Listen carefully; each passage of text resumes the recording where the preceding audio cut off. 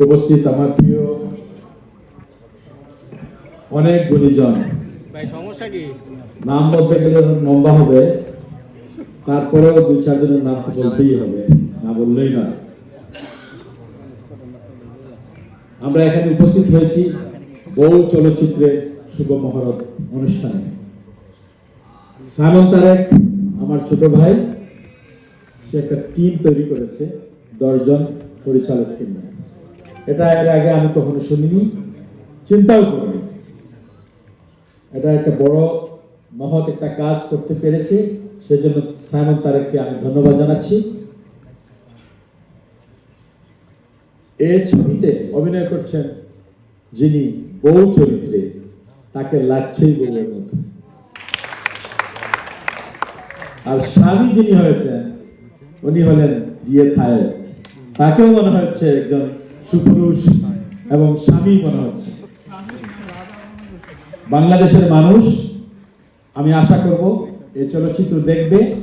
বিশেষ করে আমি অনুরোধ করব আমাদের সাংবাদিক বন্ধুদেরকে এই চলচ্চিত্রকে নিয়ে আপনারা লিখবেন, কারণ এটা ইতিহাস তৈরি করবে ইনশাআল্লাহ।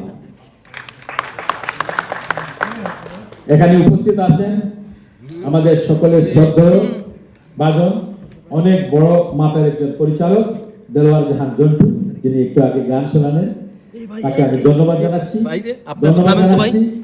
জাসাসের অন্যতম, যিনি আমার অনুপস্থিতিতে আমার দায়িত্ব পালন করতেন, সেই মানুষ ঢাকা বিশ্ববিদ্যালয়ের সিনেট মেম্বার লিয়াকত আলী, তার জন্য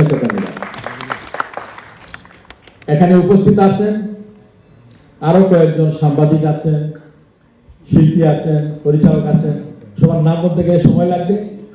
আমাদের শামসুল আলম ভাই, যিনি চলচ্চিত্রের একজন অত্যন্ত বলিষ্ঠ নেতৃত্ব দিয়ে যাচ্ছেন, আমাদের চলচ্চিত্রের ওই প্রযোজক সমিতির উনি একজন সফল সাধারণ সম্পাদক ছিলেন। উনি আমার জাসাসের একজন সহসভাপতি, গত দুই কমিটিতে ছিলেন, এই কমিটিতে নাই, কিন্তু ভবিষ্যতে উনি আসবেন, আরো বড় পোস্ট নিয়ে আসবেন ইনশাআল্লাহ।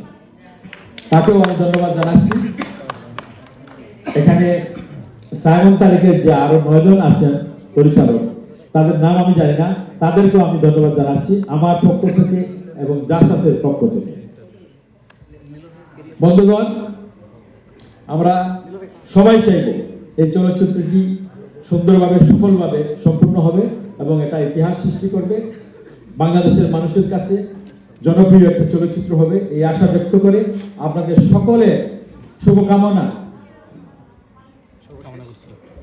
আশা করছি। সবাই দোয়া করবেন মহান আল্লাহ তাআলার কাছে যেন ছবিটি সুষ্ঠুভাবে সম্পূর্ণ হয়, এই আশা ব্যক্ত করে আমার বক্তব্য শেষ করছি। আল্লাহ হাফেজ। বাংলাদেশ জিন্দাবাদ, বাংলাদেশ চলচ্চিত্র জিন্দাবাদ।